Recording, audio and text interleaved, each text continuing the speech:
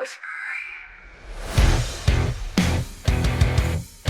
right, so Trump back in the White House. Back in the saddle. Yeah, and the world's kind of like, wait, what?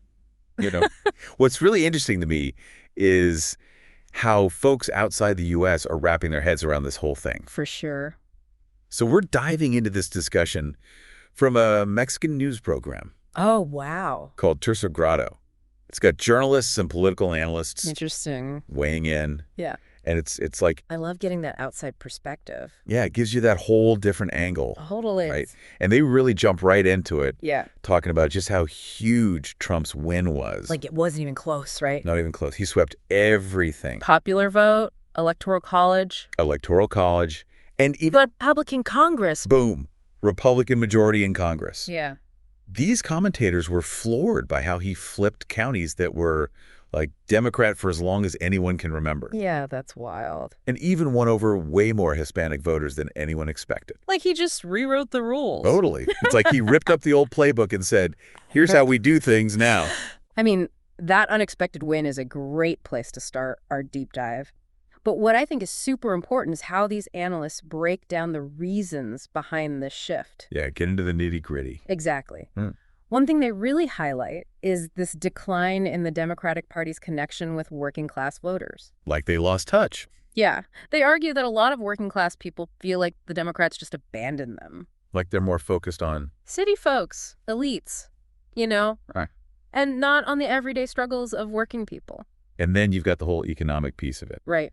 The bread and butter issues. The analysts talk about how late-stage capitalism, whatever that means. Well, they're basically saying that the system's broken. Yeah, it's not working for a lot of people. Like it's supposed to be the American dream, but it's become a nightmare for some folks. Yeah, rising costs, anxiety about the future. A feeling that the whole system is rigged against them. Yeah, and that's where they see Trump stepping in. He really tapped into that anger and frustration. Master. Positioning himself as the anti-establishment hero. Yeah, the guy who's going to shake things up and fight for the little guy. And clearly it resonated because look at the results. People were ready for change. Big time. One commentator even compared to what's happening in Mexico with the PRI and PAN parties. Those are the big ones down there, right? Exactly. They've been in charge forever. But lately... people getting fed up. Totally. They're seeing the same kind of disillusionment with the establishment.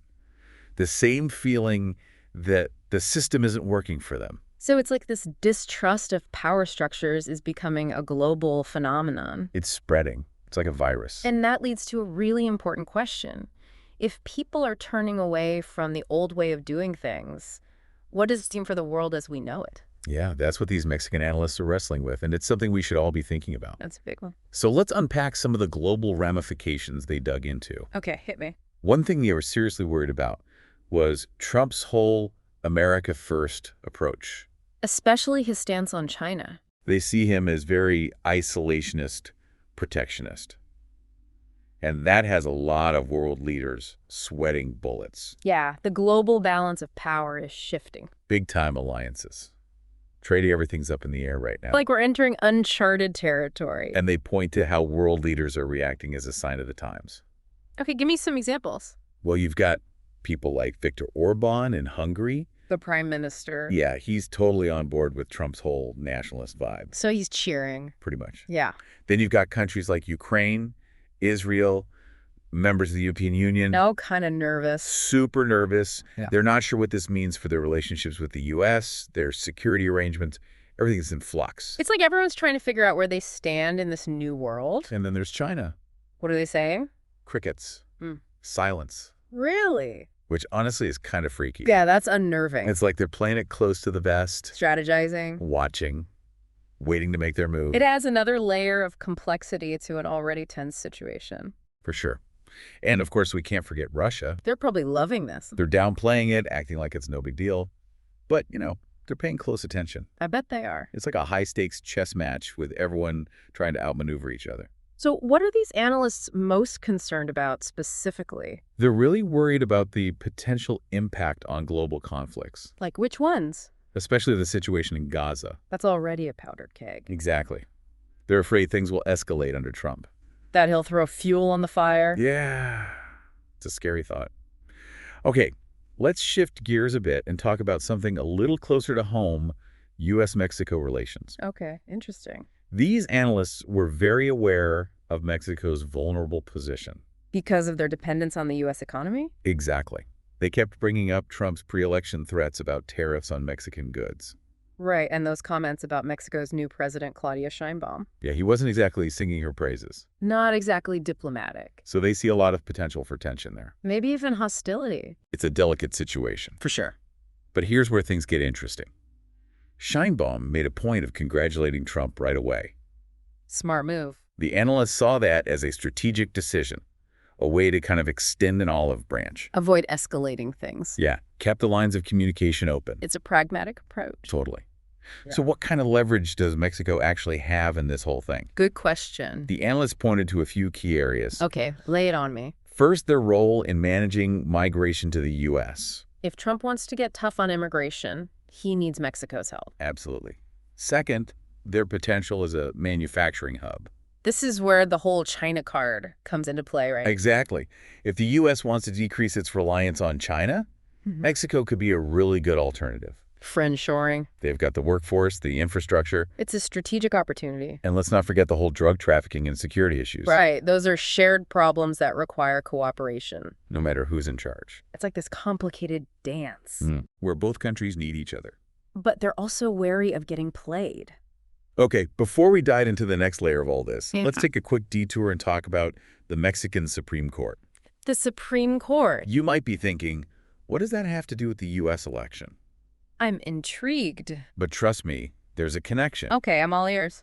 These analysts brought up a recent attempt by the Mexican Supreme Court to overturn parts of a controversial judicial reform. It failed. Oh. And they were really disappointed by how politicized the whole thing became. Like the court was being influenced by politics. Exactly.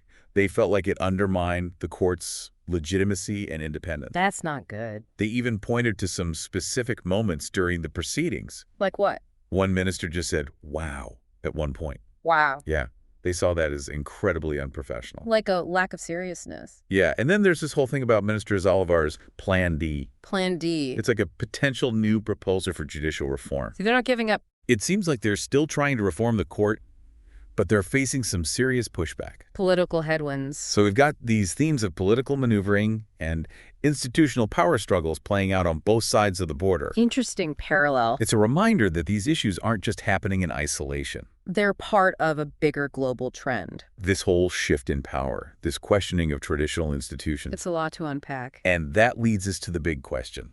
What does this all mean for the average person? Yeah, how does this impact people's lives? We'll be back in a flash with part 2, where we'll explore that question and dive even deeper into the potential fallout from this U.S. election. Can't wait. Welcome back. So we left off talking about all the potential tension between the U.S. and Mexico. Yeah, it's a tricky situation. Especially with Trump back in the White House. Exactly. And these analysts did not hold back when it came to breaking down the impact of all this on trade. Especially those tariffs. Yeah, those could be a real game changer. A huge chunk of Mexico's exports go straight to the U.S. Right, they're deeply interconnected. And Trump, well, let's just say he's not exactly known for being a free trader. He's definitely more protectionist. Big time. And the analysts kept hammering this point about how intertwined the two economies really are. Every single U.S. state has some economic ties to Mexico. It's wild. So if Trump goes ahead with those tariffs, it's not just Mexico that's going to feel it. It'll be a double-edged sword. American businesses and consumers will get hit too. They even brought up Texas specifically. What about Texas? Apparently Texas will be the hardest hit. Oh, wow. It's like a boomerang. Trump tries to punish Mexico, and the blowback ends up hitting his own supporters. Exactly. It's crazy. But here's the thing. The analysts actually think this gives Mexico more leverage than it might seem. How so? They argue that Trump's America First agenda kind of accidentally puts Mexico in a really strategic position. I'm listening. Think about it. One of Trump's big obsessions is reducing U.S. reliance on China. He sees them as a threat. A rival. Yeah. So where does Mexico fit into all of this? Well, they're right there on the U.S. border. Proximity is key. And they've got a skilled workforce. Established manufacturing infrastructure. So they could be an alternative to China. Exactly. The analysts are calling it friendshoring. Interesting. U.S. companies that are looking to diversify their supply chains might start looking to Mexico. Makes sense. It could benefit both countries. The U.S. reduces its dependence on China, and Mexico gets a boost to its economy. Win-win. Yeah. And it's not just manufacturing. What else? We talked about migration earlier. Right. If Trump's serious about cracking down on undocumented immigration, He needs Mexico's help. Mexico plays a crucial role in managing that flow of people. Big time.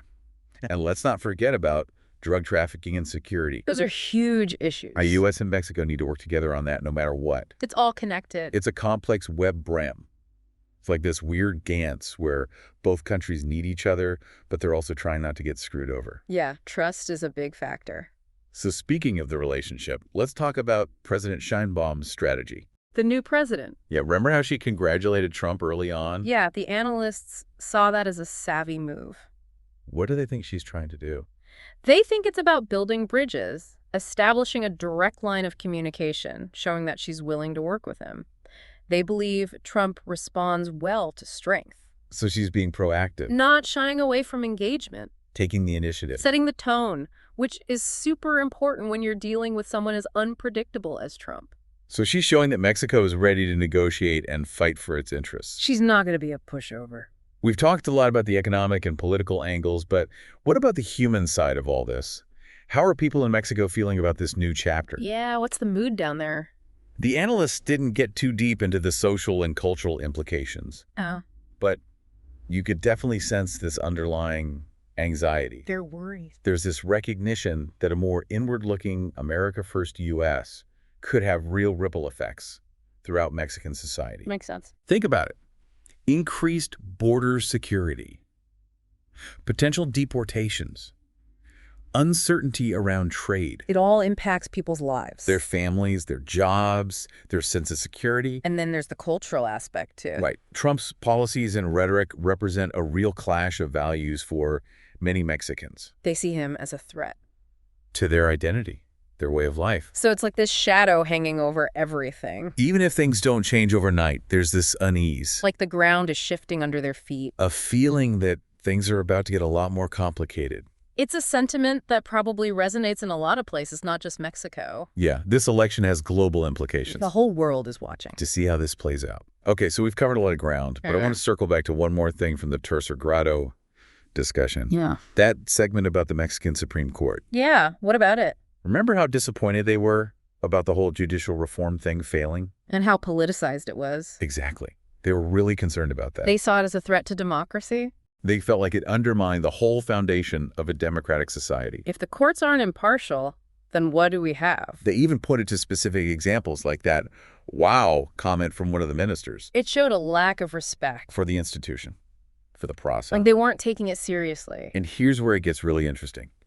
They drew a direct parallel between what's happening in the Mexican Supreme Court and the situation in the U.S. With Trump. Yeah, remember all that talk about him stacking the courts with his own appointees? Oh, yeah. They see a similar erosion of judicial independence happening on both sides of the border. It's a scary thought. They're basically saying this isn't just about trade wars and migration. It's about something much deeper, the potential unraveling of democratic norms and institutions. Wow. That's heavy. It's a lot to process. Yeah. It's clear that this election has global implications, and the world is watching closely to see what happens next. It's a pivotal moment, Full of uncertainty.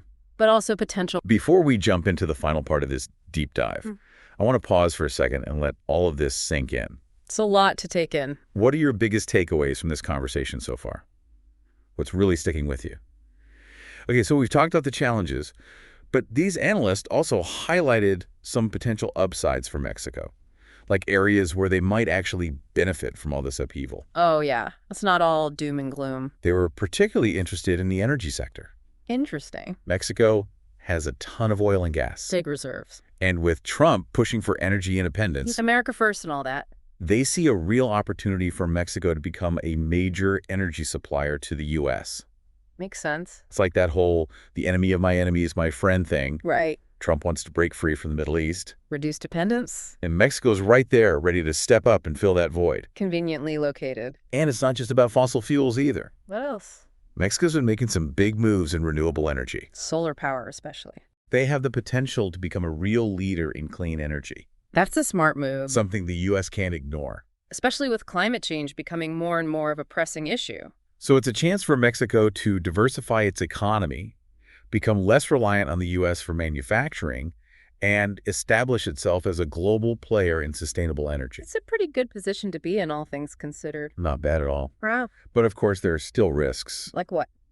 Well, dealing with Trump is always a gamble. He's unpredictable. He's transactional. He's always looking out for number one. So Mexico needs to be careful. They need to be assertive, stand up for their interests, but also avoid poking the bear too much. It's a delicate balancing act. And it's one the whole world is watching. How Mexico handles this relationship could be a model for other countries trying to figure out how to engage with a Trump-led America. They're kind of setting the precedent. It's like they're at the forefront of this new world order, figuring things out as they go. Yeah. High stakes, real risks, but also some big potential rewards. It's fascinating to watch unfold. So we've covered a lot of ground here, but I want to zoom out for a minute and think about the bigger picture. Okay. What struck me was this contrast between Trump's America First rhetoric and the reality of how interconnected the world really is.